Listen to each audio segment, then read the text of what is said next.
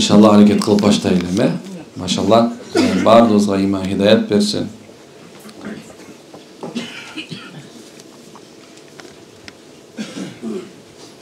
Assalamu alaikum ustaz, cemaat, sırtdağı cemaat, sizlerde Allah razı olsun.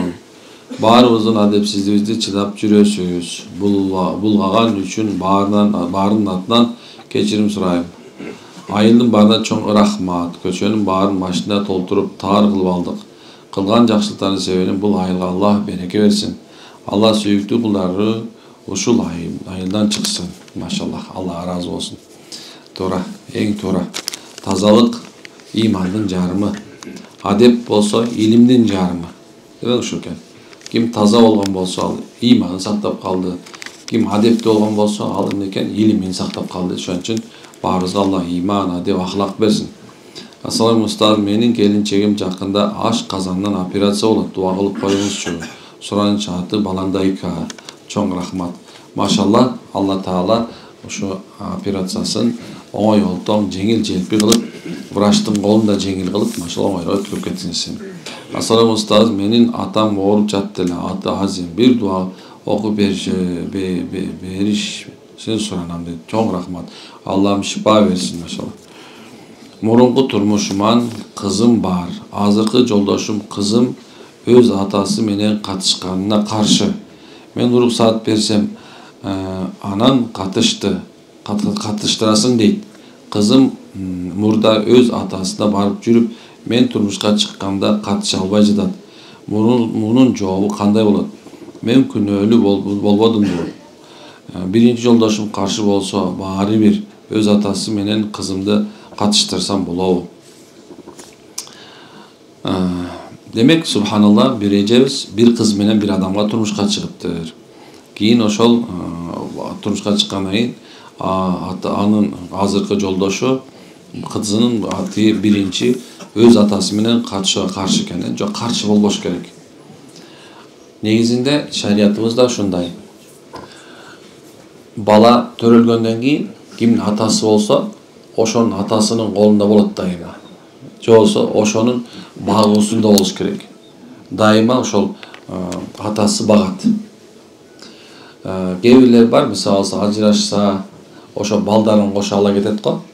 Бирок биздин шариятыбыз ошол жакшысы атасында калсын дейт. Атасы ошол баланын ээси болуп калат. Ошондой шарты бар. Эми азыркы болсо бизде баягы гумандуу сот болгон себептен баягы балдарга ким тандайсыз ошону тандап кетип аткан да жагы бар экен. Бирок жакшысы баланын атасында болгон жакшы болот. Анан мисалы бирөөңүздөр кыздуу же балалуу болгон болсоңуздар өз атасы менен катышканга тыюу салган болбойт. Ошондой эле субханалла аялдарыңарды өз балдары менен атасында калып калса, жок сен тияка барбайсың деп катыштырбай коюш жакшы болбойт. Ушундай нерсе. Эми кээ бир эркектер кызганып, данагындай бир кызганып барбы, кызганат го. Кызганып, балким субханалла, ушундай баягы эми эски нерсени дайыма эстеп тургандар бар. Ошо катышпасын, демин да кылбайын десе, дөкөр деле болбойт, бирок субханалла ошо туура эмес иш кылган болот. Анан күйөөсүнүн биринчи улуу сааты жок, катыштырса болобу десе, катыштырса деле болот, эч кандай нерсе жок. Бирок жакшы болот эле эгерде ошол экөө баягы субханалла жакшылап келишип алса, макулбу? Өзү оңой эле тыйып коюш деле оңой. Аял киши башыйт да. Бирок ошол мезгилде дагы колдон келсе эркек киши мындай компромисске келип макул деп койгон жакшыраак, макулбу? Жада калса мисалы бакма баланы деле шариятыбыз айтып атты. Өз атасы менен айтсын депчи. Багып алган болсо, мисалы мен сени багып алгам деп айтыш керек. Ошо сөйлөгөн кээ бирлери жок, бул меники деп фамилиясын өткөзө коюп, фамилиясын өзүн өткөзүп алып күнөө болот. Жакшы нерсе эмес. Алла өзү айтат, өз атасы менен демек өз атасы менен айтылыш керек, өз фамилиясы менен болуш керек. Ушундай нерсе. Кээ бирлер аялдарын өзүнүн фамилиясын өткөзүп алат. Андай деле жакшы эмес, субханалла. Ошо өзүнүкү менен өзү калган жакшы болот. Түшүнүктүбү? Ушундай. Субханалла. Бирок жакшысы ошо биринчи күндө азыркы турмуш жашап атканыңыз уруксаат берип койсо жакшы. Assalamu alaikum wa rahmatullahi wa barakatuh ustaz. Үй бүлөбүз менен сизге жана үй бүлөбүзгө Кудайдан ден соолук сурайбыз. Мен сурайын деген неврит болбогон үстүнө гемофициальный спазм неберет деген суукта бетим кыймылдап токтобой калат деп диагноз коюшту. Ошого бетимде ботулмок сайдып турам. 3 айдан 6 айга чейин жардам берет. Ала берсем болобу же албай эле койгонум дурусбу? Жок. Эми субханалла, эгер ушул нерсе жардам берип аткан болсо, ошону караңыз. Бул кээ бирлер эми азыр адал деп, арам деп атат. Балким мында да, балким ушундай жанагы синтетический бар. Мындай айтканда, ошол мезгилде табигый нерсени алган нерсеси бар. Карап коюңуз, болбосо арам нерсе болбосун. Негизи ислам дининде баягы илим билимге каршы такыр жери жок. Биз физика, химия, биология, мейли кайсы гуманитардык билим болсун, баарын окуганга шариятыбыз тыйы салбайт. Тыйы салбайт. Окуш керек. Керек болсо субханалла, бирөө Куран жаттаган болсо, бирөө медицина илимин окуган болсо дагы ошол балдарга Кудайым балдар кыямат күнү өз ата энесине алтындан болгон, нурдан болгон тажыны ошондой эле кийгизет.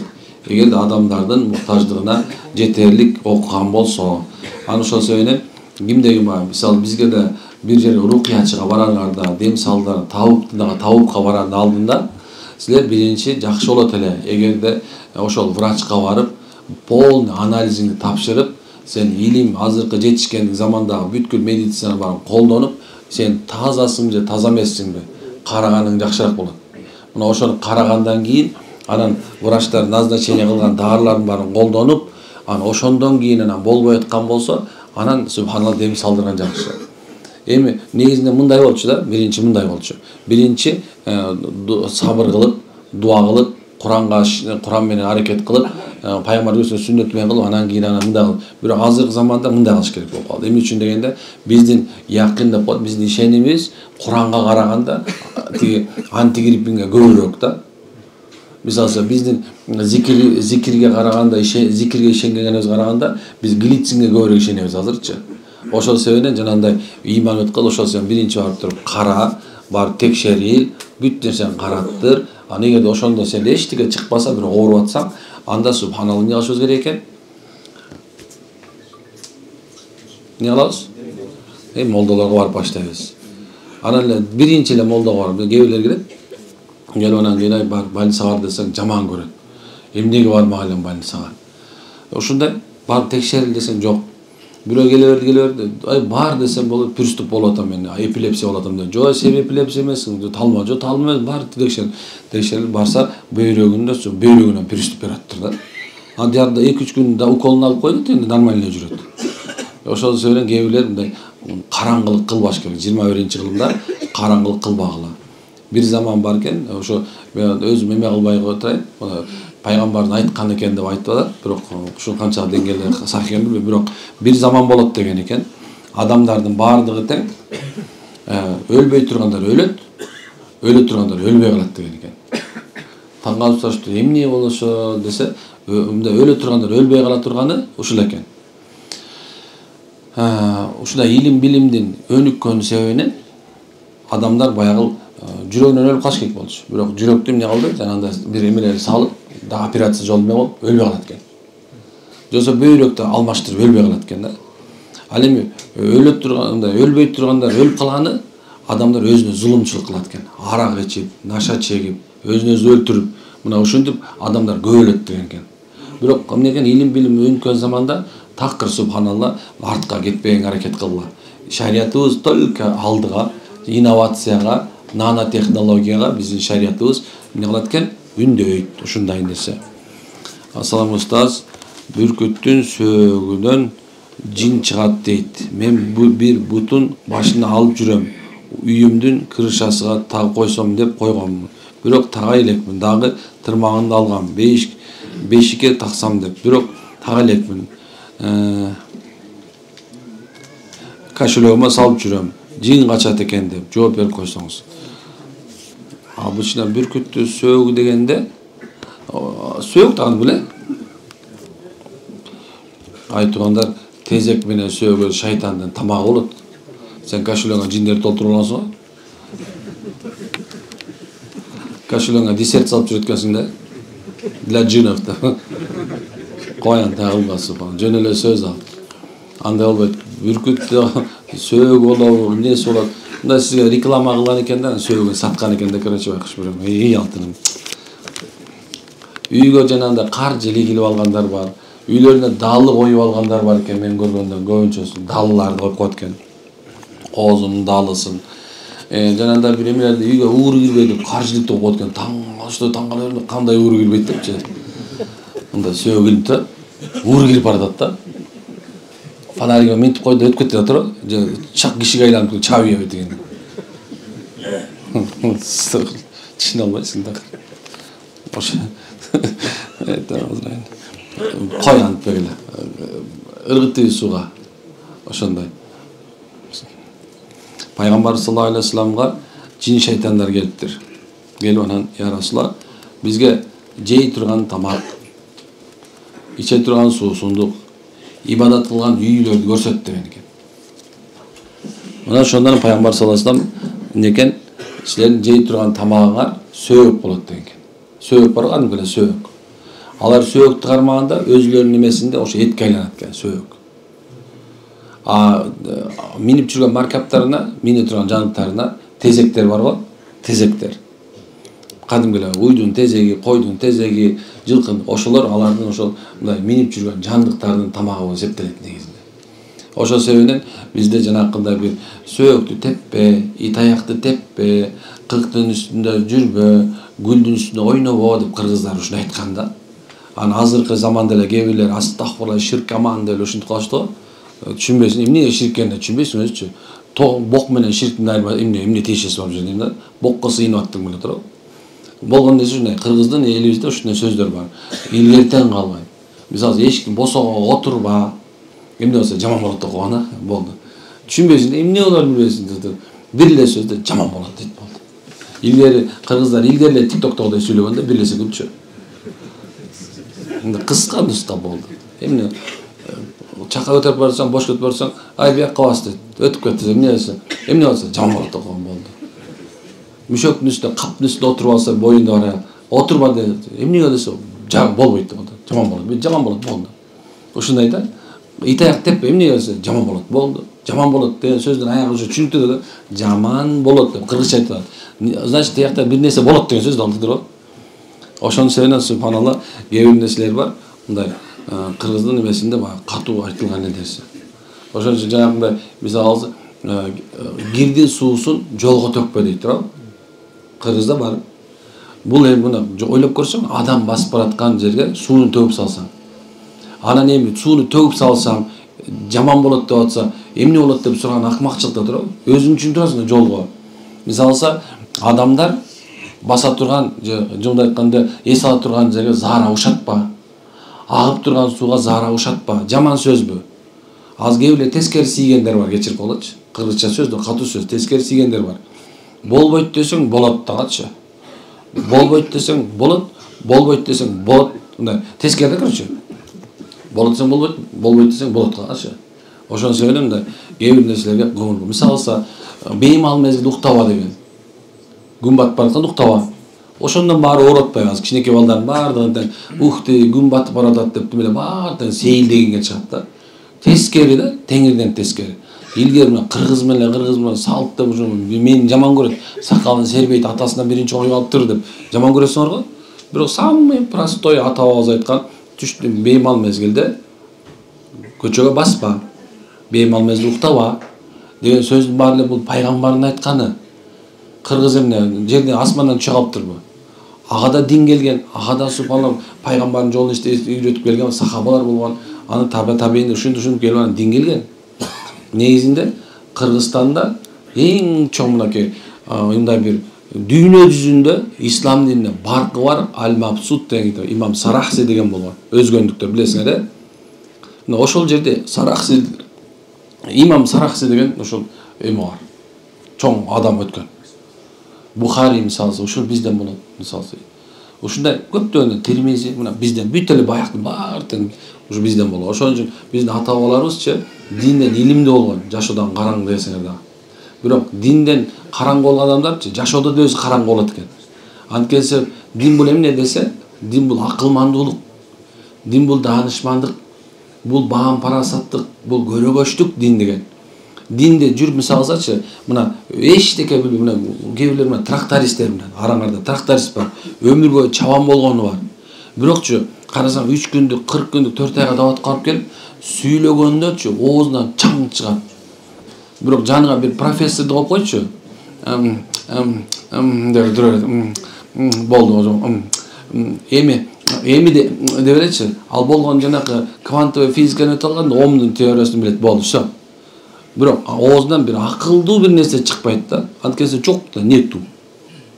Кээ бирлер жаман көрүп калбасын, мен болгон нерсе айтайын деген нерсе ушул экен. Минеке биздин каада салтыбыз, үрп адатыбыз, динибизчи. Вай машалла. Эгер туура түшүнгөн болсоңчу, шариятта жашаган болосуң. Ушундай.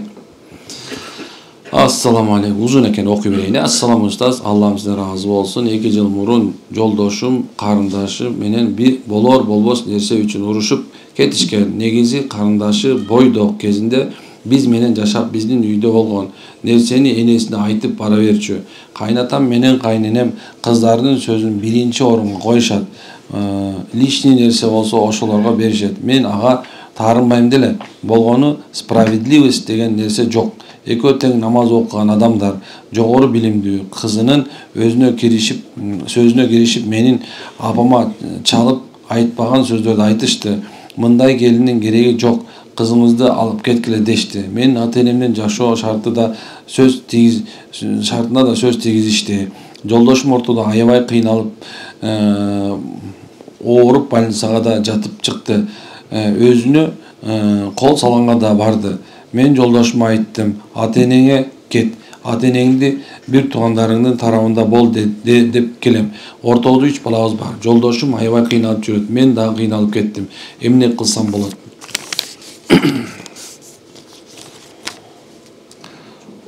Кемеге отуруп Мальдивага көчүп кеткиле.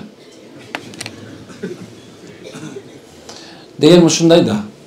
Мисалы, кээ мен азыр жаман көрүшүңөр мүмкүн. Точно. Бул эне эркектен ата-энесин багыш керек. Кыз деген өз ата-энесин угуш керек, кайненесине баш ийиш керек. О Кудай.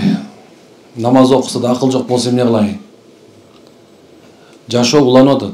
Ошон сенин 3 балаң бар экен. 3 балаң бар деген сөз, жанакы күйөөсүнүн больницага жатып чыгып атканда ошол аялдын балдарын кетиргиси келген жок деген сөз. Бул анык көрүнүп турат. Демек, өзүнчө баргыла дагы бөлүнүп жашагыла. Шариятта ушундай жол бар.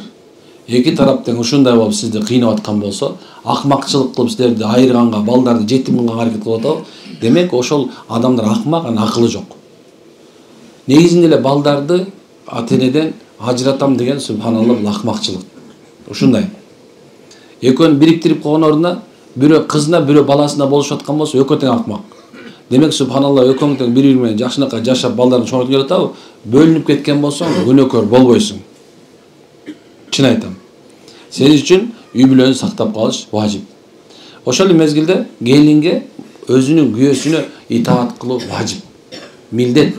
Аял киши өзүнүн күйөөсүнө баш ийиш керек. Ошол тарапта болуш керек дайыма. Ошону ырын-ырдаш керек. Болду. Бул деген нерсе субханалла ошол күйөөсүн туура деп билиш. Эми күйөөңүз сиз үчүн ушундай бир күйүп аткан болсо, сиз үчүн туруп аткан болсо, больницага чейин жатып жараңдап аткан болсо, демек, машалла, жашаңыз. Акмактарга теңелбесе. Эми айла жок болсо, жок күйөөңүз ушу ата-энем менен болом деп аткан болсо, ушундай кылам деп аткан болсо, демек субхан сиз кетпеңиз. Кетпей эле ошо чыдап коюңуз. Мейли, айтчы сөздүн айтыптыр. Адамдар ушундай. Мындай айтканда жакшы сөздүн кулубуз биз. Билесиңерби, жакшы сөздүн кулубуз кыргыз биз. Негизи эле эл баардыгы жакшы сөз сүйлөнсө, ошол жерде биз субханалла ошол жакта ырдап калабыз. Ошон сиз да жакшы сөздөр сүйлөңүз, жакшы сөздөрдү айтыңыз, машалла. Күйөөңүздү поддержка кылыңыз. Күйөөңүздүн справедливости каякта деп ушундай бир анын кулак мээсин жебе. 3 баланы субхан ата керек. Мана толтура жүрбөй канча инсульт болуп калган эркектер. Эчтеке кыла албайт.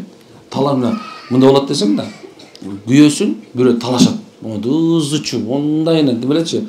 Анан кийин баягы эркек эчтеке жарабай, психологический подавленный болуп, инсульт, инфаркт болуп калгандан кийинчи эч ким талашпай калат да. Кереги жок буюмдай да. Кереги жок буюмдай демелечи, өлүп кетчи деп азырчы мен барын жайлайм деп ушундай кол эме кылат, урушат, жаңдал жашат. Анан субханалла. Же болбосо эркек өлүп калгандан кийинчи эмне болуп калат? Эмне кылат? Күнү менен, тоо менен сенсиз кантип жашайм? Субханалла, көчөнү өлтүрүп салат мынакейсиз. Ушундай тура карасаң, кадыр барк деген субхан түрү кезде ден соолук бар да жок. Ошон үчүн аялга да эркекке да дайыма айтат насаат ошол экен, жашагыла. Бирөөнүн жанагындай ит үрө берет, кербен жүрө берет деген сөзгө колдон келишинче баш ийгиле. Ит үрө берет. Сактагыла үй бүлөнү, сактап калгыла. Сактабай турган болсо ушундай нерсе. Эми эмне кылабыз? Бири-бирин кадырлабай тепкилеп атса, сен тепкилеп аткан болсоң кетип кал деп айтат элем. Бирок субханалла кадырлайт экен эркек. Эмне кыларын билбей атат экен да, кайганы тартаарын билбей.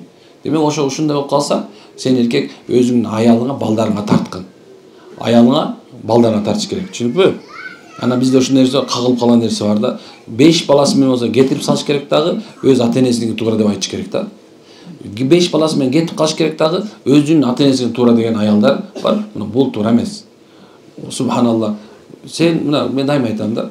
Дайыма ушундай. Силер менен бизде эркекке катын табылат, аялга күйөө табылат. Бирок жана балдарга ата-эне табылбайт. Ошол себептен субханалла дайын жок түрүлөй жетим кылбаганга аракет кылыш керек. Ансыз деле Кыргызда түрүлөй жетимдер менен тиги иностранец жээндер көбөйүп кетти азыр. Кудайым сактасын баарыбызды. Ассалам устаз, мен жашоодон кыйналып жүрөм. Турмушка чыккам, 6 балам бар. Күйөөбүз экөөбүз жакшы элебиз. Биздин жашообузга кайын журтум киришип атып, 1 жылдан бери 5 баламды көрө элекмин. Кайненемдин сиңдиси Ысык көлдө, ошого барып атып, дубалатып, күйөөмдү да өзүнө каратып алып, мени ары жолго тыштап атат. Мен эми эмне кылсам болот? Мен эчтеке көңүлүм келбейт. Үйдүн эчтеке жазам да келбейт.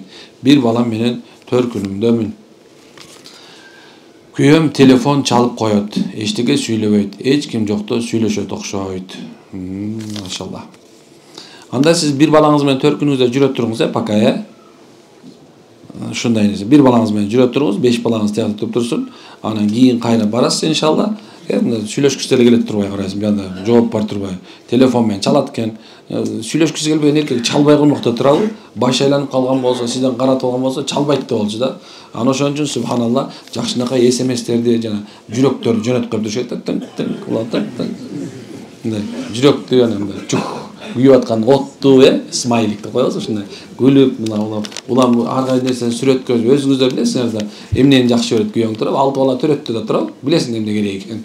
Билет десе, аялың ушундай десе, сен аялың жакшы билет, унутпагыла. Аялыңарчы ар бир аял бар эркекте билгиле. Силерди аялыңарчы субханалла өзүнүн баласынан да жакшыраак билет. Сен өзүң мындай улуу баласысың билесиңби? Кетирип койгон менен ошондо билет ал сени мындай күтүп турат да.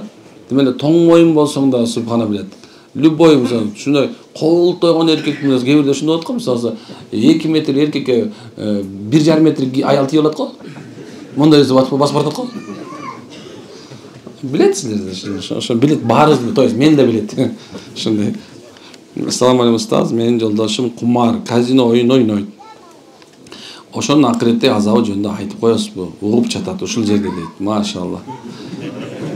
Анын акчасын тамак ашка аралаштырбаганга аракет кылып келем. Рахмат сизге, Аллах ыраазы болсун.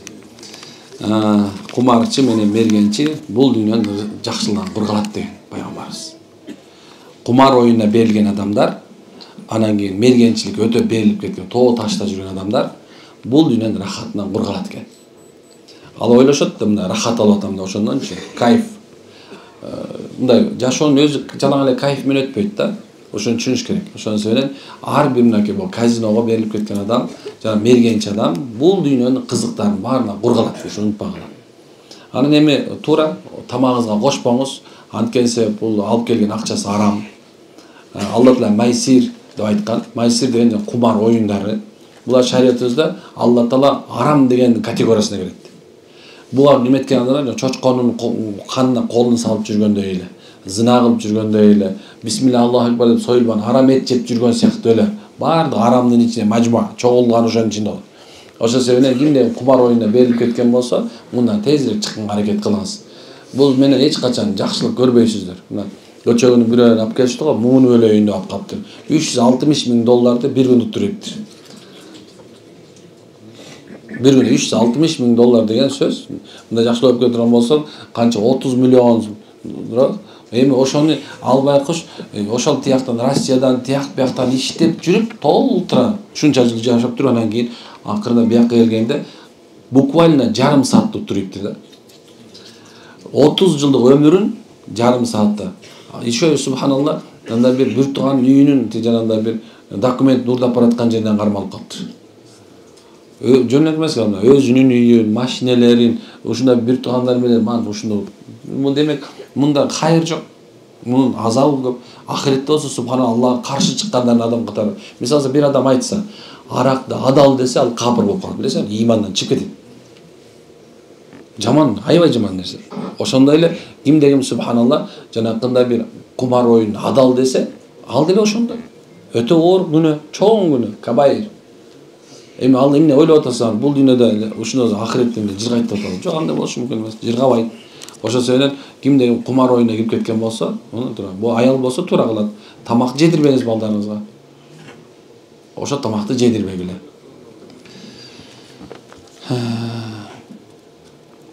Чоң энемдер мени чоңойтушкан. Аялым үйдөгүлөргө жакпай койду. Себеби кайын журт көп келип, көп жардам сурап, жашап да жүрүштү. Аялыма болушуп, өз атамдар менен катышпай койдум. Энемен да бир туугандарыман да кечтим. Себеби 3 уул балам бар. Жаман мамилесинен аялымды каргады, туурабы? Таарыныштарым көп.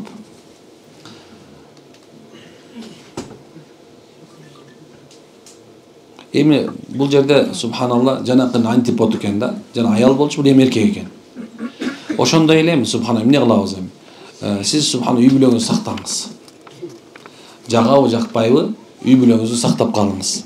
3 балаңыз менен жашай бериңиз. Бирок ушу ата-энеңизге мындай айтканда жакшынакай мамиле кылып, ошо менен мамилени түзүүгө аракет кылгыла. Өзү дүйнө оомалы төкмөл дүйнө бул дүйнөчү. Мына бүгүн кедейсиң, эртең байсың. Мына бүгүн байсың, эртең кедейсиң. Бул дүйнө тоголок, мээнет жалпак. Ошол себептен көп адамдар ушул күндөрдө бай, кедей болуп, мындай бир бөлүнүп алгандар бар. Өзүн элита билип алгандар бар. Жок туган. Дүйнө ушундай. Ал бир күнү бар колуңда, бир күнү жок. Бул Кудай Таала сага байлыкты сыноо үчүн берген болчу. Мына сен сыноодон өтпөй калдың. Мисалы, эмне деп атат экен? Ушундай бир колунда жок Куда сөөк. Колунда бар Куда сөөк деп бөлгөнүң эле сен сыноодон өтпөй калганың. Эмне үчүн дегенде, Аллахтын алдында инсан субхана колунда бар анан жок болуп бөлүнбөйт. Демек айтайын дегеним, экөөнүн ортосунда эч ажырым жок. Бир гана дин менен гана айырмаланабыз. Кудайга таквачылык менен гана айырмаланабыз. Мына ушул экен. Улут менен, уру менен да айырмаланбайбыз. Дин менен гана айырмаланабыз. Капыр мусулман деп. Ошондой кээ бир адамдар өзүнүн дүйнөсүнө, мал мүлкүнө ушундай бир таянып алгандар бар. Тигин үй 2 этаж, менин үйүм тигиндей. Тигин үй тигин жок. Ошону дагы эле айтат элем да кээ бирлергечи. Сен колуңда дүйнөң жок боло турган болсо дагычы, дүйнөң жок боло турган болсо да, өзүңдү комплексовать этип, тигин алдына барганда мынтип баягы өзүңдү башкача сезбе. Анткенсе Алла Таала субхана сага ушул убакытта, ушул мезгилде ушул нерсени берди сага. Ушул аз менен аз берип турат эмне? Ушул сага аз берилди. Эртең эмне болорун билбейсиң. Демек, эмне кылыш керек экен? Бирөөнүн алдына барып, мындай кээ бирлер өзүн басынтып, тиги бай кеди, жок андай кылбагыла. Кимдеги мен баймын деп бирөөнү мындай өзүнүн байлыгы менен мындай кичине чиренип атса, демек ал акылсыз. Акылсыз адам ал. Ушундай. Алымдар айтат, аялыңды деле, балаңды деле кээ бирде кээде ачка, кээде ток кыл дейт. Өзүң деле бай болсо да кээде ачка, кээде ток кылдың дейт. Сен жашоодо, бул жашоодо сен туура жолду тандаган болосуң. Балдарыңды дайыма ток чоңойтуп кое турган болсоңчу, дайыма баардык нерсе бардак жол болсо. Эртең сен өлгөндөн кийинчи, субханалла, балдарың жанакы маңкурттай болуп калат. Анткенсе дайыма берип аткан жанында каша менен дайыма берген май жок калат. Сен ушундай эки жакка, сен ушундай бир эки жакка мындай аракет кылып, чуркап, сен буну башың иштейт, сен колуң иштейт. Ошону таап келет. Бирок сен балаңды азыртан эле эмне атасың? Башыда, колда иштебеген кылып даярдап атасың. Сен өлөрүмен болду. Балаң субханалла жинди сыяктуу. Сен малың. Unda көп болсо 10 күндүк болушу мүмкүн. Мынакей азыр айтып аткан кумар оюну мененчи өмүр бою тапкан нерсеңди балаң үчүн деп чогултканыңды. Мындан кашыктап чогултканың чөмүчтөп чачып коет. Ошо сенин аялга да ушундай нерсе. Азыркы мезгилде оогу жок коротуп кеткен аялдар пайда болгон. Оогу жок короткон. Мындай айтканда кереги жок нерсени да. Мисалы, мындай бир жалаң телефондун эң кымбат последнийин көтөрүш керек. Кээ бирлерге таң бересиң да, телефонду субханалла последний көтөрүш үчүнчү күйөөсү бетон куят тиякта, бетон. Же болсо керелденгечке полечи барганда сумнан рассрочкага 15-нчи iPhone алып алганда 160 миңгечи. Күнүнө 500 сом табат, же 1000 сом, катуу болсо 1000 сом тапкан күйөөсү бар. Субханалла, ошо катынын алганы эмнеге 160 миң сомдук эмнеке? iPhone. Бул эмнеке? Бул субханалла акмакчылык. Ошону себебинчи акылдуу аял дейт пайгамбарыбыз айтат да. Керек болсо карайсыңар, эгерде нике кыярдын алдында сен аялыңдын калың аз боло турган болсо, мына ошол аял берекелүү деген. Эгерде кайсы бир аял киши дейт да, сен менен жашап аткан кезде талабы сенден азыраак боло турган болсо, ошондо береке бар деген. Пайгамбарыбыз айтат, карасаң, бул дүйнөгө болгон талабы азыраак, бирок ахиретке болгон талабы көбүрөөк болгон аялдачы береке бар. Ошол себептен пайгамбарыбыз сулуулугун карап албагыла, жанагындай субханалла байлыгын карап албагыла, иманын карагыла деген. Мисалы, эгерде иман боло турган болсочу, сулуу аял боло турган болсо, бүт сулуулугун сага берет. Сеники дейт, эч ким көрсөтпөй салат. Байлыгын да сага берип салат. Иманы боло турган болсо. Карасаң кандай нерсе? Ушул нерсе кээ бир бар да. Кыргызда жанагы илгерки эмелерде китептерде келет, мен унутуп атам кандай экен. Бир падышанын аялы билесиңерби? Өзүнүн күйөөсүн ушундай бир башка мамлекет падышасынын алдына бастырып берет. Мамлекет күйөөсүнүн болгон сырларын айтып берип коет. Мына ошондо баягы сырды айтып койгон. Ошондо мамлекеттин баардыгы талкаланып жок болгондон кийин баягы аял баягы падышанын алдына келип басып алган падышаны. Ошондо аялдын чачын кыркып, этегин кестирип туруп, барып туруп жана солдаттардын алдына катын кылып салып берип туруп, анан кийин торпокко кайтарып койгон экен. Бир күнү мынтип келатып, баягы кетип калса, дейт, акмак, мен болбосом сен ушул мамлекетти баса алмайсың, билесиң дейт. Ого, билем деген экен. Эмне мен мындай акыбалга чыктым десем, сен дейт, өзүңдү дейт, сени күнүнө 40 койдун шыйбылчагынын майы менен мындай бир жана күрүч басып берчү экен. Мына шыйрактын карасаң кандай? Эми карабайсың. Эмне болуп кетти? Сен мен да ошондой болуп коесуң, гарантия барбы деген экен. Ошондо чоң нерсе бул. Ошо себептен кээ бирдечи үй бүлөдө эркектер айландар балдарыңарды, аялдарыңарды эмне кээ ачка ток кармаганга үйрөткүлө. Бирде ачка болсун, бирде ток болсун. Мына ушундай. Анан эмне экен? Айла жок. Мен бобайке айтып турган десем, үй бүлөңдү сакта. Үй бүлөңдү сакта. Sözüm көп менчи. Аябай сөйлөп кечирип коюңуздар, Ассаламу алейкум устазым. Аллахым сизден разы болсун, амин. 4 балам бар. Алхамдулилlah, шүгүр. Устаз сизге кантип жолуксак болот? Жолдошум экөөбүз семейный суроо бар эле. Талак маселеси. Сизге такыр жолуга албай атабыз. Кантип жолуксак болот? Көптөн бери кыйнап жүрөм. Кандай болот? Туура жагын жашап жатабызбы, жокпу? Кыжалатпын, устаз. Жооп берип койсоңуз. Эмеден кийин анан бүгүн эртерээк эле бүтөт. Иншалла ошону күтүп алсаңыз, күтүп метсеңиз болот. Сүйлөшсөңүз болот иншалла. Күйөөңүз менен бирге болуңуз бирок. Саламатсызбы? Мен жашоомдо кыйналып тажадым. Күйөөм менен 2 ажырым жолго түшө албайм да койдук. Мен аны жакшы көрөм, бирок бала тарбиялоодон жалгыз түртүп коет. Бакканына, тапканына ыраазымын, бирок ичпей туруп сабайт. Боюмда барда да сабап жүрдү. Ушу менен 5 жолу келип кеттим. Азыр төркүндөмүн. 3 балабыз бар. 4-үнчү боюмда барда алдыр деп сабап кетип калган. Кетип төркүнгө барам деп ойлочу эмесмин. Таарынтып сабайт да анан эмнеге таарынасың дейт. Эми мен эмне кылсам болот? Баарынан тажап кеттим. Ажырашайын десем да ажырашпай атат. Мага мал мүлк акча керек эмес. Болгону ажырашсак деп жүрөм. Ошол үчүн мен кымбат кийинем. Алтын апер деп кыйнаган жокмун. Эмнени иштеп тапса төргө жыйнап таламын талашып, талашса да басынса да эмне кылуум керек? Азыр келип турат, чогуу да келдик бул жакка дейт. Да. Тапканына разы экен. Тапканыңа разы экен. Сабап айлы койчу. Эмне аласың кетирип, субханалла. Төрөйүп кой, төрөй берсин. Ай, негизи субханалла илгери баланын көптүгү менен ушундай болчу эле го, билесиңерби? Балам көп, 10 бала. Эми кээ бирлер бар, баягы мен бага албай калдым уже. Жок, сен бакпайсың, ар бала төрөлгөн ырыскысы менен төрөлөт. Алла Таала өзү айтат да, бала эмне экен? Төрөлгөн балаңарды дейт, бага албайм деп өлтүрбөгүлө дейт. Өлтүрбөш керек баланы, түшүндүкпү? Баланы өлтүргөн күнөө болот. Эми алдырып салган бүт шартың бар, кудайга үйүң бар, 5 комнат үйүң бар. Мен 2 комнат болсун, боз үйдө оны төрөлгөндө турабы? Эми субханалла, ошон үчүн колдон келсе бала төрөлө берсин байке. Ошону оюңа алып койчу алтыным. Анан эми аял сабаганда ушу түшүнө албайм да. Эмнеге сабайт экен, мен такыр түшүнө албайм. Балким жеңеде деле бир нерсе бардыр, балкимчи чын-чына келгендечи, баягы тили менен дырылдап ийер. Гөлдө жөнтүрбөй чай кайнатып чагып ийер, туурабы? Андай да болушу мүмкүн.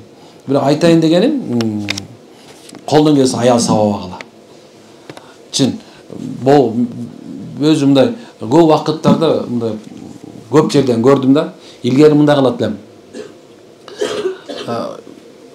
Битир чогултатчы, битир бар, чогулткыла деп буйрук берчи, анан кийин айыл бо жер 7 айылды толугу менен кыдырып чыкчым. Ар бир түтүндү мындай киресиң, ассаламу алейкум. Орозону жалаң кыдырып жүрүп бүтчүм да. Чогултуп алам, баарын салып алып, анан районго барып төкчүм да. Ушундай болчу. Анан көп үйлөрдү көрдүм. Ушу байкелер аялдарын сабап аткандардычы. Былжырап сабап аткан болот, мас болот, сабап, мындай сабап аткан болот.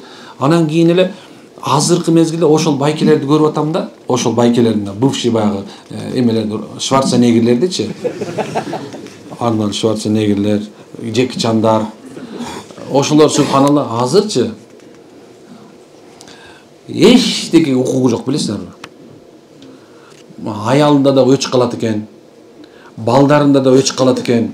Кызы да бир нерсе отурчу дейт экен. Отурчу. Болду мынакей. Всё, эчтеке кыла албайт. Бир голос жок. Мындай айткан, даже мындай айткан демократиялык мамлекетте жашап аткан ишенбейм мен ошончу. Эчтекеге эмес жок. Отур дейт. Всё, отур. Той конок келсе калп эле башына калпак тийип, ичинде кычы майкасычы. Эски кытайский менен кийип туруп калып жана башында эле болгон жана тебетей болбосо, калбан кычы. Отурат. Эчтеке окуйт. Ошон үчүн ошондой карыгың келсе байке сабай бер. Жок мындай иши, балдарың көрсө саба. Анан кийин балдарыңа тапшырсың да. Анан балдары сабап аткан атене, аксакалдар. Кээ бир аксакалдар нааразы болбой эле койсоңор болот. Балам сабап атат депчи. Анткени сен ошону өзүң көрсөтүп койгонсуң. Сабагансың да былчылдата. Энеси бала деген негизи энесине аябай жакын болот ай. 96% дейт научный доказано экен. Энесин жакшы көрөт экен. Энесине кандай боло тартат. Ойлоп атат. Кыз да эле эркекке жакын болот экен. Кызды туура. Кыз дагы бала да бала. Бирок сене зулум болсо, зулумчулук ошолордон биринчи аялдын байкуш ушундай экен. Кой деп келине таяк жеп турчу, ата жөнтүр десе баласы автоматически баласына мындай туруп күйөөсүн тийгизбейт экен да. Лучше андан көрө ушу аялыңа жакшы мамиле кыл. Анан кийин субханалла Кудай берсе сый көрөсүң. Сыйдын башы ушундай. Саламат устаз, Аллахым өмүрүңүзгө береке берсин. Аллахым сизден эки дүйнө разы болсун. Ушул жерге келгендердин баарын Аллахым шифасын берсин. Бөөдө кырыстан тышкары бололу. Менин суроом уктап жатып тишти кычырата эмне болот? Кычыратса эмне болот? Экинчи суроом түшүмө молдолор, мечиттер анан мүрзө келе берет. Кечинде аркама бирөө эрип жүргөндөй боло берет. Аябай корком. Андан уктап жатып аябай көп басып басат. Как раз келипсиз да ошолордун баарынан кутулуш үчүн иншалла. Аллахым береке берсин. Саламатсызбы? Сизге кааларым чын ден соолук. Сиз келгенден бери жүрөгүм тынч, сүйөгө толуп аябай жакшы болуп калдым. Алла ыраазы болсун. Сизге суроом, бар эле жолдошум экөөбү урушуп мен кетип калгам. 1 жылдан ашык болду. Бирок артынан келген жок. Бир кызым бар. Мындан кийин болбойт. Талак бер десем бербейм деп атат. Эгерде башка турмушка чыга турган болсоң, өлтүрүп кетем деп коркутат. Талак бербейт, бирок чогуу дагы жашабайбыз. Мындан ары кандай кылыш үчүн кызым үчүн жашайм десем, ага да болбойт. Биротоло ажыраша десем дагы болбойт. Убакыт өткөн сайын сарсана болом дейт. Үйүнө кирип алыңыз. Ошол бул негизи ушундай да, мунун жогу ушул эле. Үйүңүзгө барып кетирбейт дагы, кеткиң келбейт дагы, бар дагы үйүнө кирип жашап ал, болду. Өлтүрүп кетем деп атпайт өзү. Значит, өлтүрөсүм деген сөз да. Өзбек айткандай смертельный сөйт экен сен. Устаз, медресе балдарды канча жаштан аласыздар, канча жыл окушат, кайын журтум динден жакшы түшүнүк жок, бизди жаман көрүшөт, сиз дуа кылып коюңузчу дейт. Балдарды эми биз азыр жайкы эле алып атабыз, өзү мындай жылдап ала элекпиз пока. Быйыл да биз ниет кылып атабыз иншалла, каарлар алабыз, каарлыкка деп. Эми жайкыга десе баягы документтердин баардыгын турлап, ар жак берип бүткөндөн 1-июндан баштап алабыз деп атабыз. 10 жаштан 9-10 жаштан баштайбыз, 14 жашка чейинки балдарды алабыз. Ошол келип 1 ай окуп, жана лагерь сыяктуу кылабыз иншалла. Булундай экен. Мен жашым 28, үйлөнө албай жүрөм. Кыздар менен жакшы эле таанышам. 1-2 жума жакшы сүйлөшөм, андан кийин эле моюнуна бирдемке отуруп алгандай эле кыйнай берет. Сомнение болуп, кызгана берем, кыйнай баштайт. Ошол кызды психтенип, таарынтып алам дейт. Ошон 2 жума сүйлөшпөшүң керек экен да. Бир эле күн алып алышың керек экен.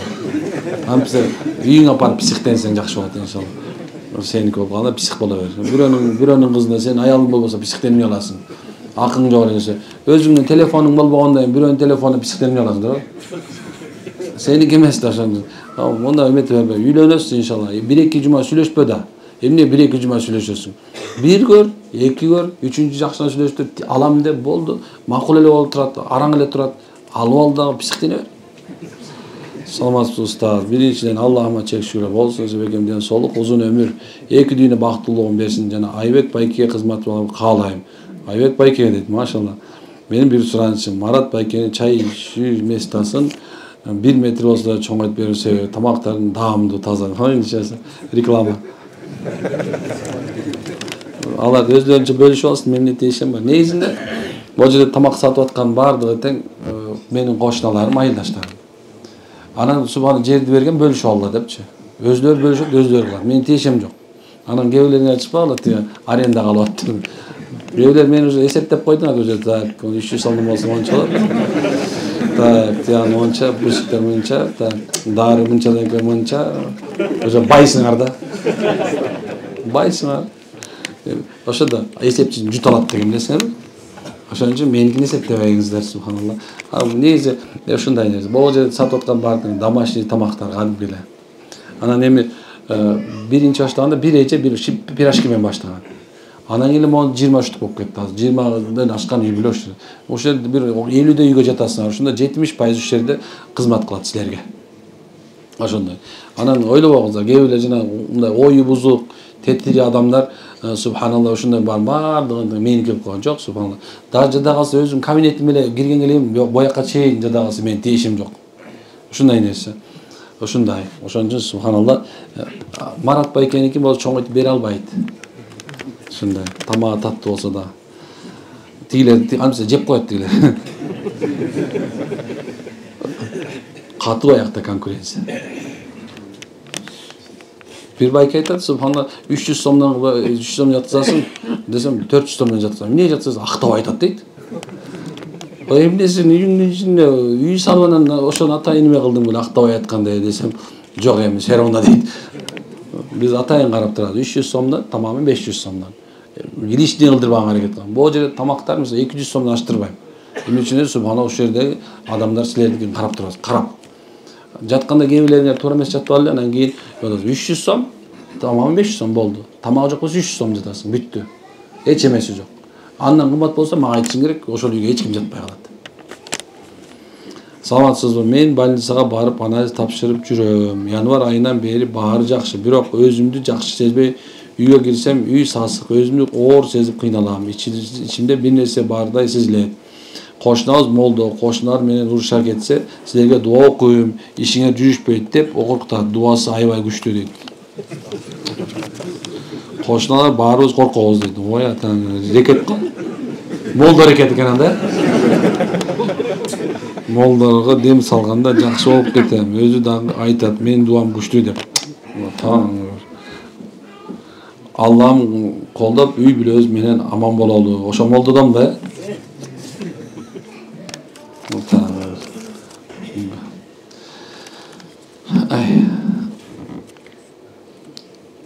Негиз өзү астафырулла бол, кээ бир адамдарга таң бересиң. Мындай да, мисалы, эмеде Анна Сафи деген бар да, чоң акыйда китеби бар. Ошода бир сон бир сөз бар, дайым айтам, өзүмө дайым жашоомдо айтам.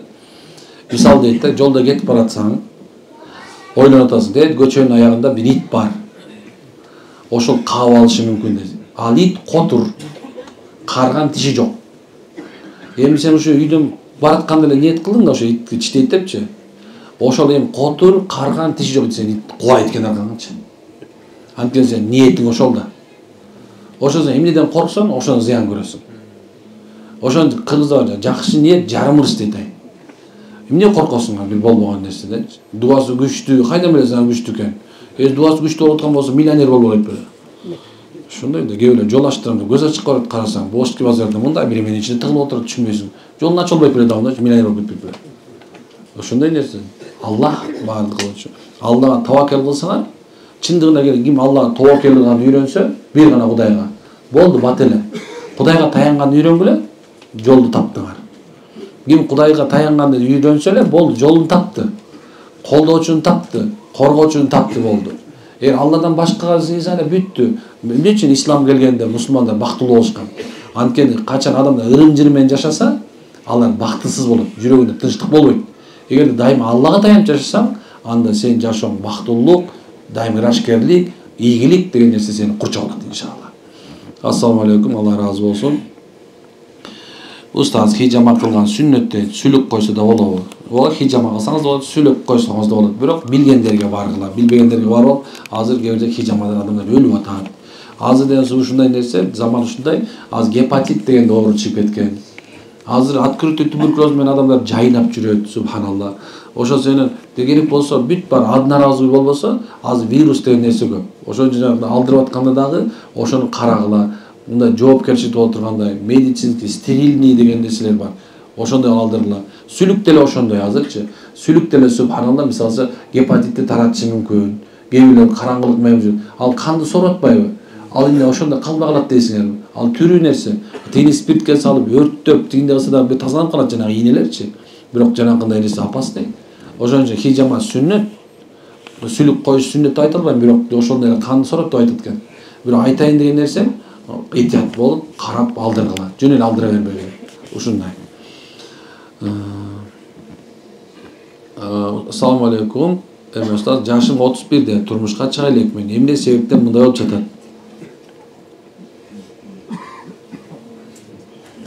Жана Каба кайда деген эле болду. Ба, билесиңби Каба кайда дегенди?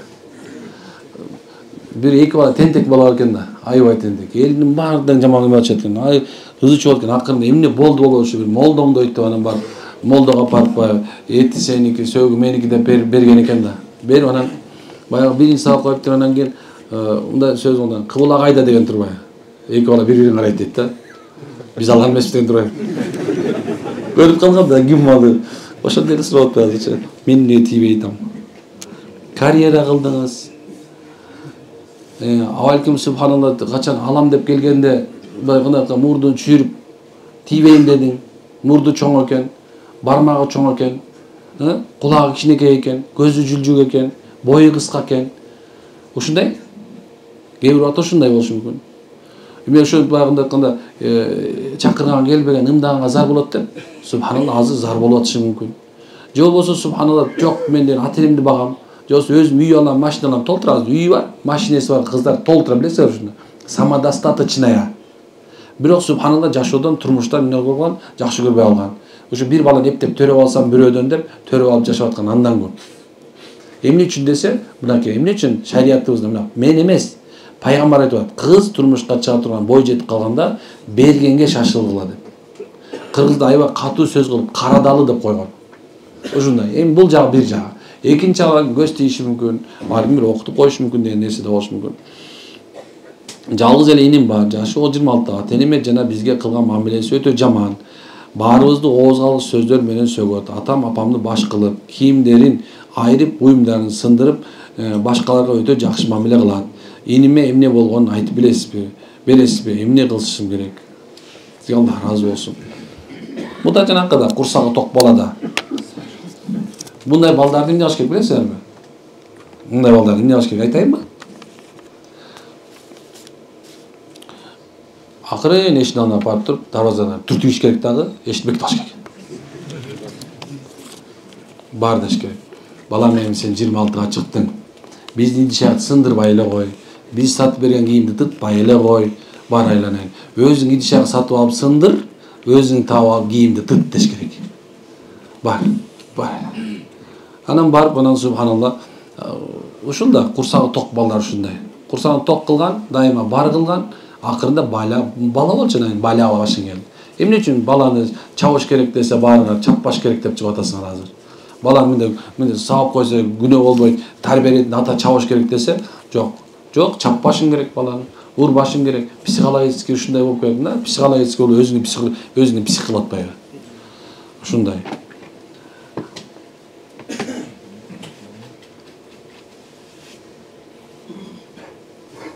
Assalamu alaikum Ermey Ustaz, biz kıynalanımızga karabay jakşı niyet menен viza tapşırganбыз. Jakында абисабисел ошол биз үчүн жакшы дуа кылып коесузбу? Амин иншалла. Кимге Алла Таала жакшылык кааласа, ырыскысын өзүнүн жеринен берет да, негизи ушуну унутпагыла. Мен каалайт элем субханалла. Ар бир мындай амбициясы бар, потенциалы бар, аракети күчтүү жигит менен келиндер, кыздар Кыргызстанда калышыңарды каалайт элем. Кыргызстанды өнүктүргүлө, Кыргызстанга жок, келечек жок дебегиле Кыргызстанды. Кыргызстандын келечеги кенен, алдыдабыз биз. Биздин байлыктардын бардыгы тең жердин астында жатат, эчтеке тийилбейчи. Ошол себептен көп байлык жатат бизде. Көп потенциал жатат Кыргызда. Өнүгөбүз, өсөбүз Кудай буйрса. Ушундай өскөндө дүйнөбүздүн баары завидовать этет. Билесиңерби? Азыр мисалы канча деген Американын бир 20% суунун астында калып баратат. Европанын бир 10% сууга кирип кетти. Карап атасыңарбы? Мына Россияда мен деген ошонун бүт запастары бар төнүп барат. Бардыгы тең кичинекей мондай кыпкындай болгон бир тырма, мындай бармактын башында болгон картада мындай бармактын башында болуп турган Кыргызстанга кызыгып биз менен сотрудничествонан мындай эмне койсоң мындай бир өтө важный партнер кылып атат. Биле байкасаңар ушуну. Бул жөн эле нерсе эмес. Да келечекке жакшылап көз караш кылгыла, караңгы кылбагыла. Кыргыз элине пайдаңар тийсин андан көрө. Дүйнөсүн кыдырып барып, ушундай бир бай акча табам деп жүрүп, ден соолугун баарын жоготуп келип, ош акчанын баарынан кайра ден соолугуңа салып атасыңар азыр. Ошол себептен келгиле андан көрө. Кыргызстанга да бир аз анча-мынча иш кылалы иншалла. Assalamu alaikum Ustaz. Murda элдин алды болгон үй бүлө элек, азыр ар кимиз ар жакта чачырап калдык. Үйдө күн сайын уруш талаш, жолубуз эч эле жүрүшпөй калды. Ошондо бизге эмне болгон? Эмне кылышыбыз керек? Силер үй бүлөңөр менен намаз окушуңар керек. Үй бүлөңөр менен намаз окугула. Анан үй бүлөңөр менен субханалла Алланын жолуна азыр Кудай берген даватыбыз бар, ошого чыгып келгиле. Аны ошол жерден мындай болгондо баалуулуктарды үйрөнөбүз, баарды чогулап, баарын ушундай кылгыла. Анан ошондо анан туура болот. Кээ бир актарда мындай зыян деп жүргөн да кээ бир адамдарчы, динден зыян жок, бизден эме коелу, террорист болбой эле койдум деген барбы? Мына ошондойлор бар, тилине жараша да үйүндө терроризм да. Ошо көп убакыттарда адамдар бар тилинен табат. Көп убакта кээ бир адамдар бир туура эмес нерсени сүйлөп алыпчы, ошол башына бат эле нерсе келип калат. Ошо сен эттеп андан көрөп, ошо үйүңүзгө дин алып келиңиз, таалим алып келиңиз. Анан жакшы молдокелерди чакырып, дуасын алып, үйдөн күнүгө насаат угуңуздар. Ошо насаат угуш керек. Насаат үчүн пайда берет иншалла. Саламатсызбы? Менин жолдошум менен келдим, шипа издептим, салдырган. Буюрса шипа берсин. Жолдошум алдынан чыккан аялдарды карайт. Соо өткөрбөйт. Ушул туурабы? Күнөөбү? Ушуну түшүндүрүп берип кетсеңиз дейт. Соо өткөзай. Күнөө да, конечно.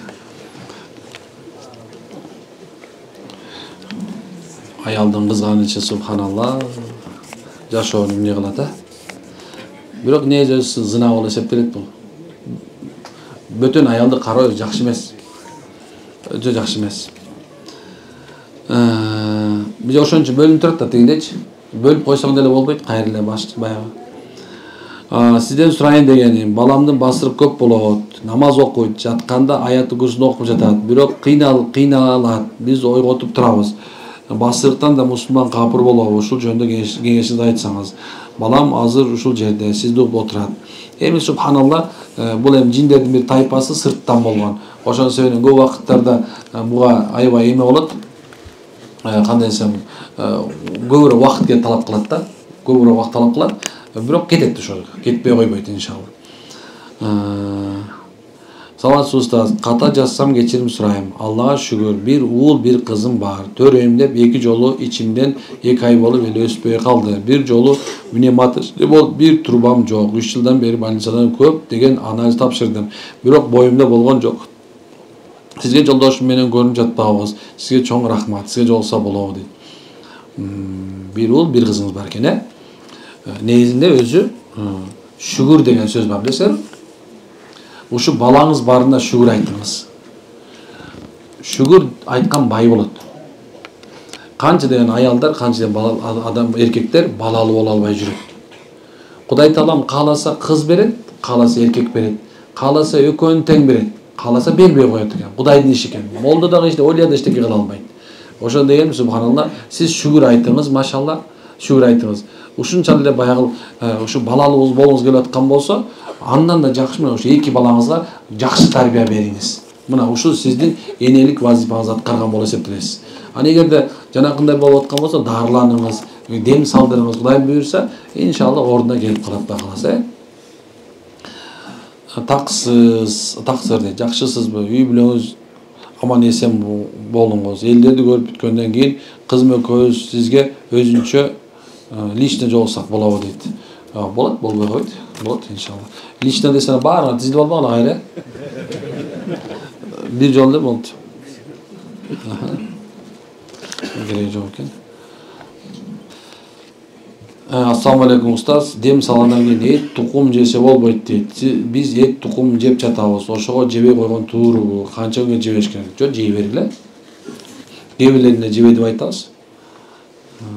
Алла разы сизден ушу көп кызыл кагаздан көбүрөөк алып ичип жүрсө болобу? Боло берет. Проблема эмес.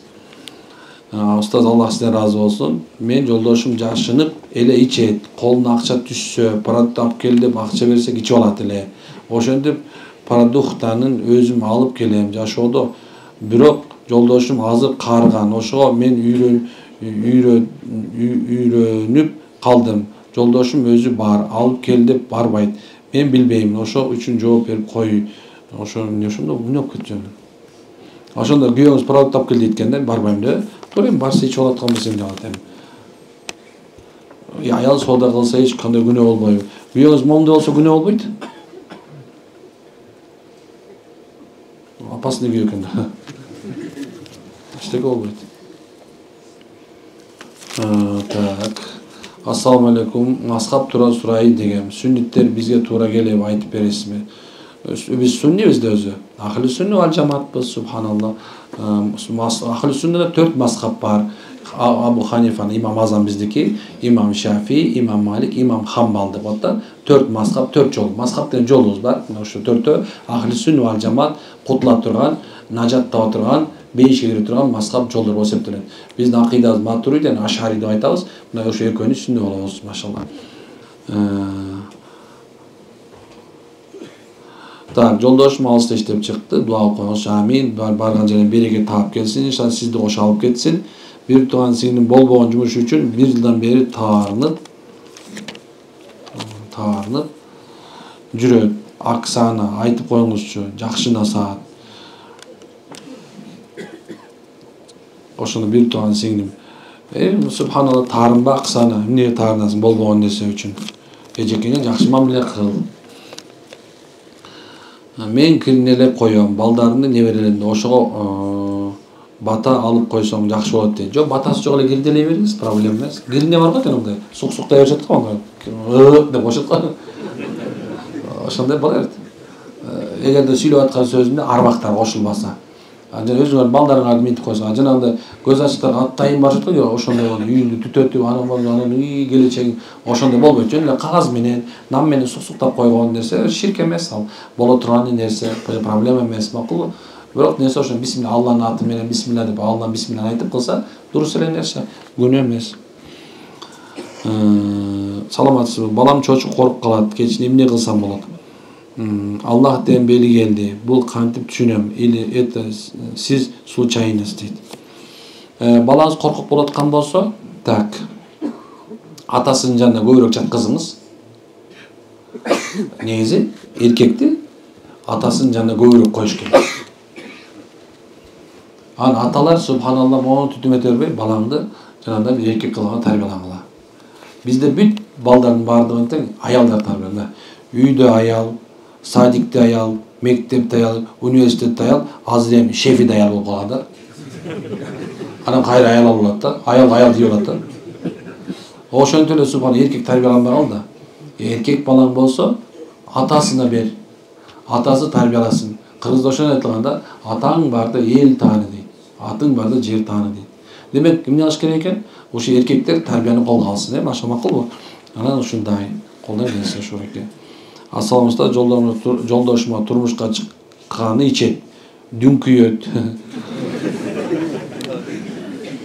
Балдарым менен мени бакканга аракет кылбайт.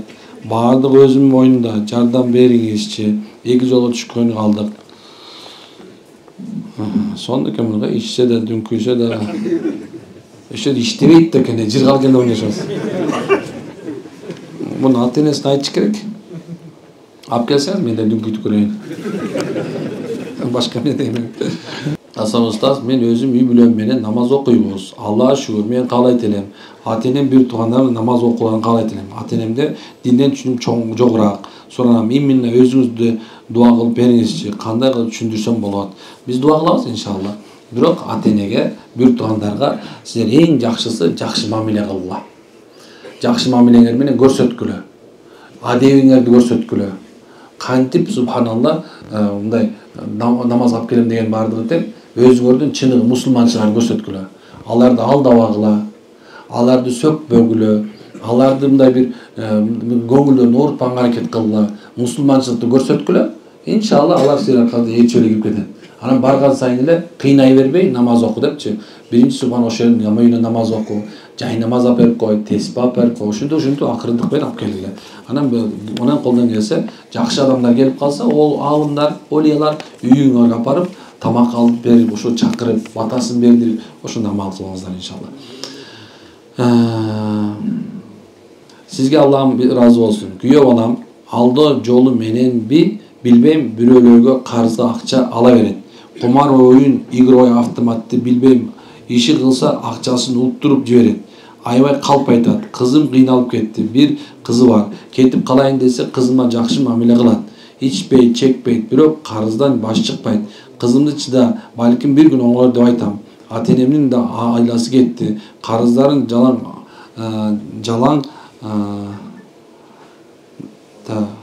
карыздарын жаман атып жаап кенет, жок башка жөлөк атып устазга алып келсем болобу. Кызым үчүн аябай сарсана болобу. Кызыма дуа кылып. Сиз аябай жакшы эне экенсиз. Молодец. Мына ушундай баардык энелер ушундай болсо, карасаң мындай канча жаман нерсесин айтты, бирок жакшы жагына майыл кылды. Хуснузон дейт. Жакшы күмөн кылды. Балам кызыма жаман мамиле кылбайт, урбайт, сабабайт, калсаң кандай нерсе. Бир жаман жок, бирок ушул энеге мен таазим кылам, машалла. Рахмат. Ушундай бир күйөө балага да болсо, ушундай жаман жактарын айтып, бир жакшы жагына ушундай бала кызымды алып кетким келбейт, жакшы жагым бар деп. Демек, ушундай рахмат.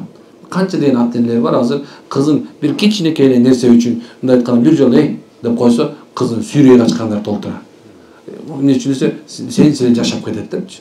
Ушундай мына мондай нерсе, машалла алып келиңиз, машалла. Күйөө балаңызды көрөлү. Сизге Аллах ыраазы болсун. Асан устаз, мен дагы үй бүлөлүү маселе. Абалы зорошуп кетти. Сизге жеке жолсак болот. Болот иншалла. Устаз жүрөм эч тынчтык жатпай жатат. Устаз жүрөм эч тынчтык таппай жатат. Дайыма кыжалат болуп жатам. Балам катуу ооруп жатат. Күнөө кылдык жаш кезде. Эгиз балабыз так эми балабыз тартып жатабы, ошону ойлонуп жүрөгүм кармап жатат. Дуа алып коюңузчу. Жок, негизи субханалла, баягы туура тооба кылыш керек күнөөнүн баардыгыначы. Тооба кылыш керек. Кээ бирде ушундай нерсе экен да, көрүнөт экен, Кудай Таала көрсөтүп коет экен. Кээ бирде суман тил менен таптык, кээ бирде дил менен таптык дегендей, кээ бирде амалыбыз менен күнөө кылдык, ошол нерсеге акыртыы башыбызга тийип атпайбы. Эми тооба кылыңыз, Кудай буйрса тооба кылыңыз. Алладан берип сизге балаңызга шифа берип, жолун таап кетсин иншалла. Кайненем эртең менен комнатабызга кирип келе берет. Тартып албайын деп айта албай жүрөм. Үйлөнгөнүбүзгө 5 жыл болду. Башымда эле ошондой эле. Жолдошума да айттым, ал да айта албайт. Орукчан го, Кайненеси орукчаныраак го. Эми орукчан экен эмне кылат? Же карган кемпир болсо эмне кыласыз эми? Ошон үчүн жанагындай пижама кийип жаттыңыз. Макулбу? Кайненем келип калышы мүмкүн деп, эрде мамиле болгондон кийин деле, кой, келип калышы мүмкүн деп, эртерээк кийинип жатып алыңыз, Анан кайненеңизден биринчи тур дегенде ишараттыр балким. Сиз андан биринчи туруп алып, ал кирип келатканда эшиктен алып туруп алыңыз, эмне бар экен?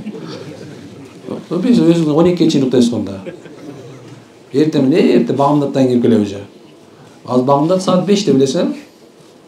Жок, 4:30 да, 4-те. Да. Сиз 4-те туруп намаз окуп, машалла, эртерээк эшиктен шыпырып туруп алыңыз, 2-3 жолу ушинтип койсоңуз, анан кирбей калат. Анан баягы уктаган жок депчи. Азыр ушундай заман болду. Кийимди кир жугушчуйт. Идишакты жугушчуйт. Тамакты мультиварка жасайт. Анан кайненем эмне кылат? Кимди урушарын билбейт деп. Тигини урушса, кийим жуулу, тигини урушса, идишак жуулу, тигини тамак жасалуу. Эмне кылыш керек болот? Комнатага кирип келиш керек болот. Башка иши жок дейт.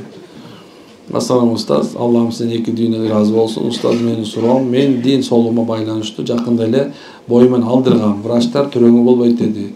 Жүрөгүндө жүрөк жетишсиздиги бар деген. Ден соолукка байланыштуу алдырган күнөө эмеспи? Ушул жүрөгүмдө үйгөй берет. Жок, врачтар айтса, ошо сизге зыян, ошо бала жанагындай болуп калыптыр десе, зыян кылбай алып койсо, шариятта күнөө эмес. Анткени бизде эненин өмүрү кичинекей бала, эненин ичинде түйүлүккө караганда өйдөрөөк турат. Эмне үчүн эле шариятыбыз ушуну карайт. Машалла, 10 мүнөт калыптыр эми. Ассаламу алейкум рахматуллахи ва баракатух. Аллам ыраазы болсун сизден. Эки дүйнөгө тең. Аллам ыраазычылыгы үчүн сизди жакшы көрөмүн. Мен да сиздерди жакшы көрөм иншалла. Сиз бизге, биз сизге дуа кыла берелик иншалла. Жалгыздыгым жана жанга батты го. Эч кимге керегим жоктой дейт.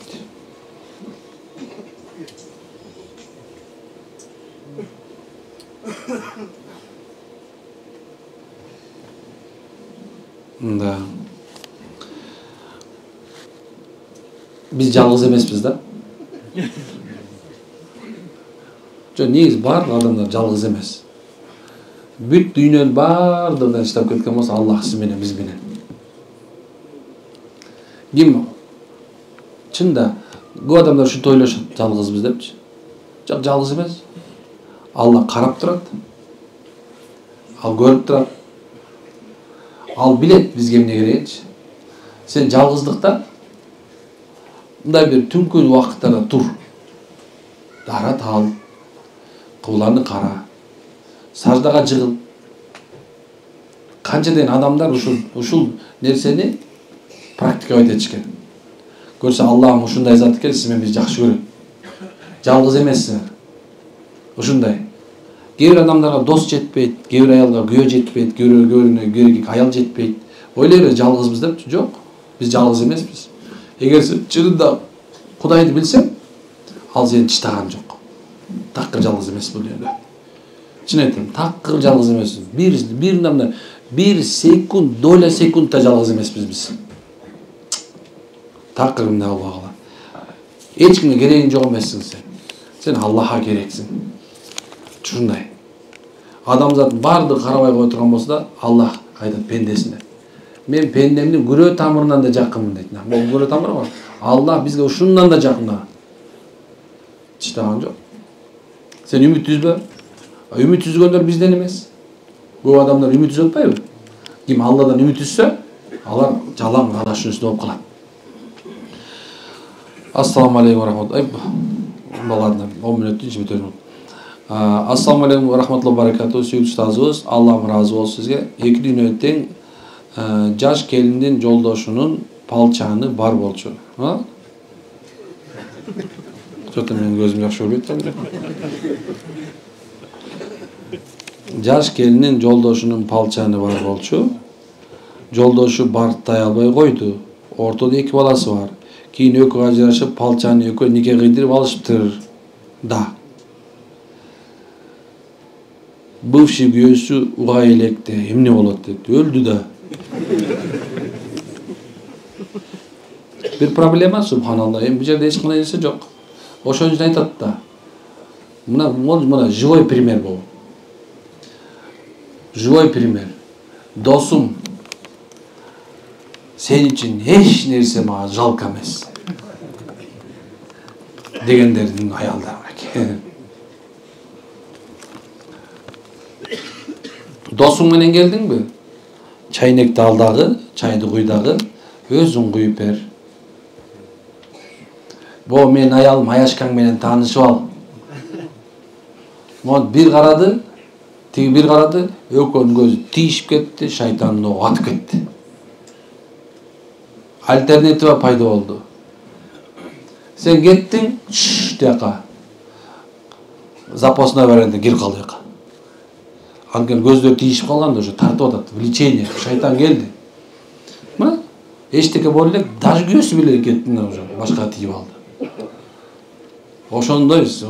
Ошон үчүн пайгамбар саллаллаху алейхи вассалам эркек менен аял бир үйдө отурбасын деген ушул. Керек болсо өзүңдүн жеңеңдин, келиниңдин күмесинде үйдө отурганга болбойт, жалгыз. Бул ушундай азыр фитна заман. Кээбилер айтышы мүмкүн, эмне деп атат, элибизде жок, Кыргызда жок нерсе айтып атат деп чыкпагыла, Кыргызда бул бар. Ошону сөйлөсөң, уят, намыс деген нерсе жок. Бул жерде талак бербесе, азыр тегиден палчаны күнөөкөр болот азыр. Зына кылган болот, үй бүлө бузган болот.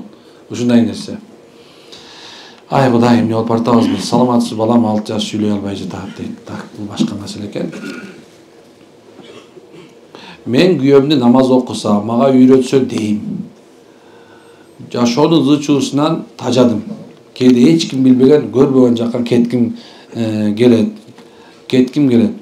Боёнсом боёндум дейт, боёнбосом жүдөп кеттим дейт, ишенбейт. Менин мага ишеничи керек. Ажырашып жүрөбүз. Биротоло ажыраша албай койдук. Сизге эмкесинде өзүбүзчө кезиксек болот. Бирок эми субханалла альтернатива бар да. Кезиксеңиз болот иншалла, анандыраак. Ассаламу алейкум. Бул дагы түшчүн экен. Ассаламу алейкум устаз. Так. Эки тарап тең дуаланган дейт. Экен, ажырашып кетти, күйөөсү талак берген, 3 талак, ортодо балдары бар. Ошону талак түшөбү же дуалангандардын талагы түшпөйбү? Жок, баарыныгы түшөт. Баарыныгы тең түшөт. Талак айтылдыбы? Бир талак ise бир талак түшөт, 2 талак, 2 болсо 3 болсо 3 болуп калат. Мас болсо да түшүп калат. Аллахым ыраазы болсун. Сиздин насааттарыңызды дайым YouTube, TikTok каналдарын көрүп турам. Сизди абдан жакшы көрөм. Мен абдан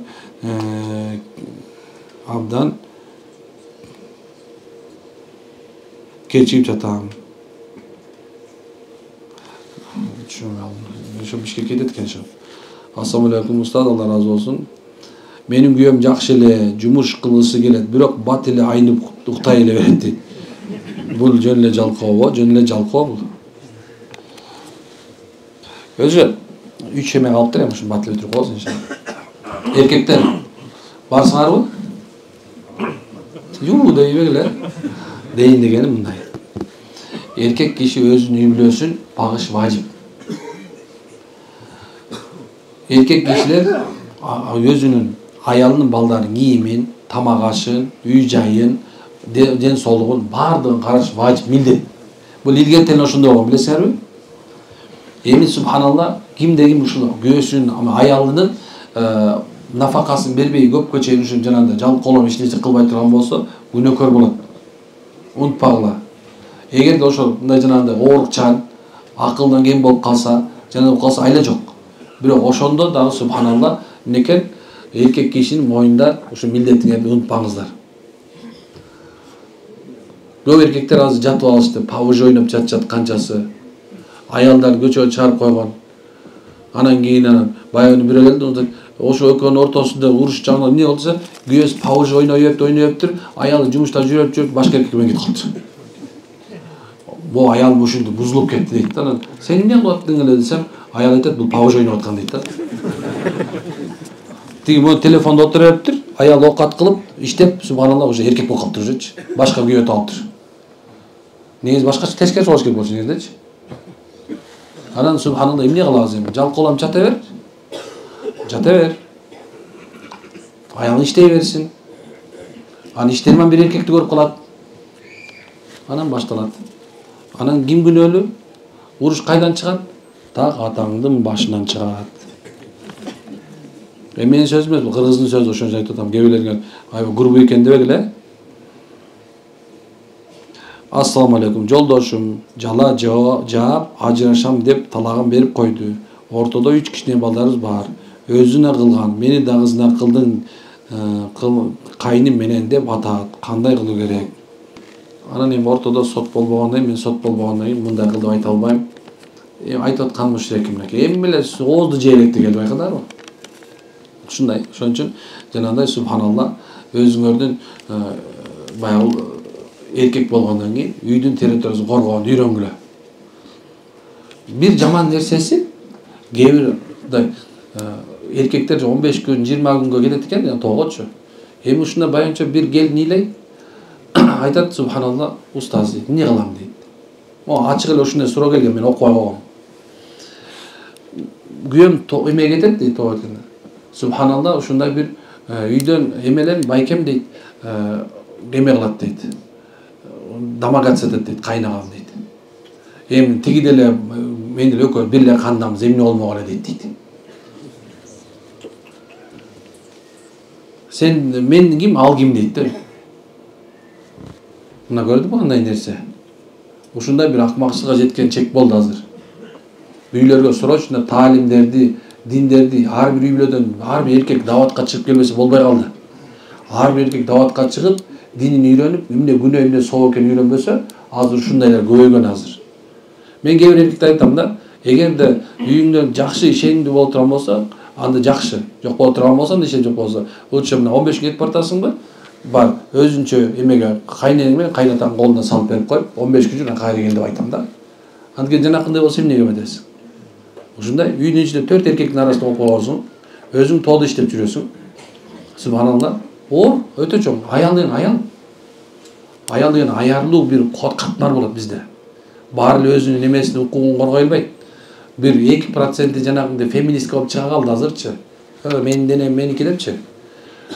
Калган 98% субханалла андай кыла албайт.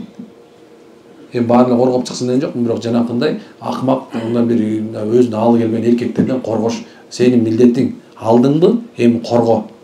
Алдыңбы? Эми бак. Алдыңбы? Эми субханалла жакшылап кара, сабаба, тепкилебе, балдасын өлтүрбө, наша чекпе, дүңкүйбө. Айта берсе сөзгө. Так. Ассаламу алейкум устаз, амансызбы? Арыбаңыз, үй бүлөңүзгө, өзүңүзгө ден соолук каалайм.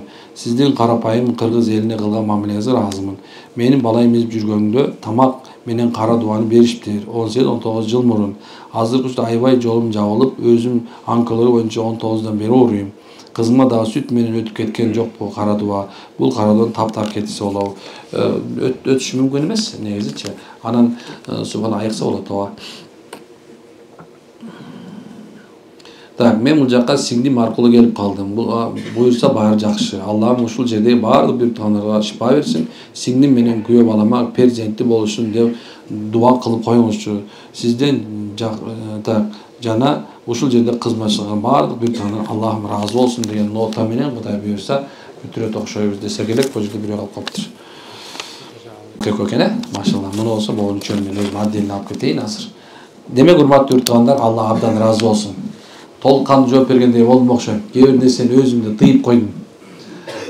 Субханалла, баягы тыя турган жерде тыйып койдум. Айтайын деген сөзүм көп эле, бирок субхан айтылбай калды өзү эле. Ушундай. Анан эми баардыгыбызга Кудай иман берсин, ынсап берсин. Мына ушул жерде суроо берген байкелер, эжекелер, Баарыңызга Кудай таалам үй бүлөңүзгө ынтымак берсин, береке берсин. Кыргыз элинде негизинен бир жаманчылыктар болбосунчу. Кыргызстаныбызда апат баллар болбосун. Жанагындай бир дин бузар, эл бузарлар чыкпасын дегенде, Анан сиздерге аманат машаллах. Ушул жерде болуп аткан нерселердин баардыгын туура негизде жеткизгиле, туура негизде айткыла. Анткенсе кээ бирлер баягы туура эмес нерсени жеткизип коет. Билбеген адамдар болсо, аны сөйт калбаса туура түшүнүп коюңуздар. Сиздерге бир аманат ушул экен. Машалла. Баардыгы күнүңүзгө чейин болсун. Амин. Аллахым бизге иман бер, хидаят бер, эл журтка тынччылык бер. Арын апат, табигый баладан сакта, асман жерден келе турган баладан сакта, көрүнбөгөн, көрүнгөн душмандардан сакта, иштен сырттан келе турган душмандан сакта Кудайым. Эл жерге жаркын маанай, жакшы тилек, жакшы ырыс маанай бер Аллахым. Өзүң колдо, өз жолдо бер. Амин роббил аламин.